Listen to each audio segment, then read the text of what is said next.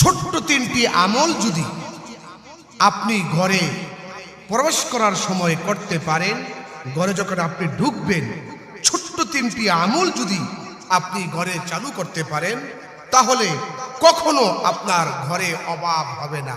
আপনার ঘরে কখনো অভাব হবে না। সুবহানাল্লাহি ওয়া বিহামদিহি। ছোট্ট তিনটি আমল আপনি যদি করতে পারেন, আপনার ঘরে কখনো অভাব হবে না। আপনার ব্যবসায় কখনো ধস নামবে না।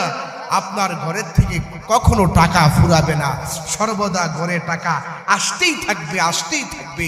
আজকে ঘরে টাকার জন্য, অভাব মোচনের জন্য Singapore, America, London, France, Jordan, Spain, Britain, Malaysia, এরপরে বিশ্বের কত রাষ্ট্রে, সৌদি আরব আমরা চলে যাই শুধু অভাব মোচনের জন্য, অভাব পূরণের জন্য, অভাব মোচনের জন্য। ছোট্ট তিনটি আমল আপনাদেরকে আমি আজকে বলে দিব। এই তিনটা আমল যদি আপনারা ঘরে করতে পারেন, তাহলে আপনি কোনো অভাবে পড়বেন না। টাকা আপনি রেখেও শেষ করতে পারবেন না। ব্যাংকে রাখতে পারবেন, সিন্ধুকে রাখতে পারবেন।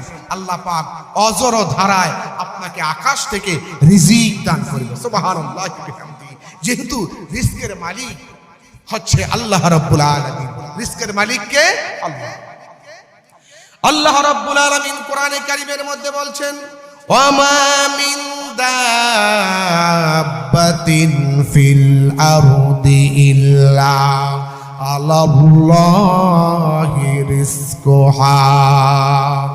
এমন কোন এই পৃথিবীর মধ্যে এমন কোন প্রাণী আমি সৃষ্টি করি নাই, এমন কোন প্রাণীকে আমি বানাই নাই যার রিজিকের জিম্মাদার আমি আল্লাহ হই নাই। যত মাখলুক আমি সৃষ্টি করেছি, যত প্রাণীকে সৃষ্টি করেছি, প্রত্যেকটা প্রাণীর রিজিকের ব্যবস্থা আমি আল্লাহ করে রেখেছি। সুবহানাল্লাহ বিহামদিহি। আমার ভাইরা, আমার বন্ধুরা, ছোট্ট তিনটি আমল কি সেই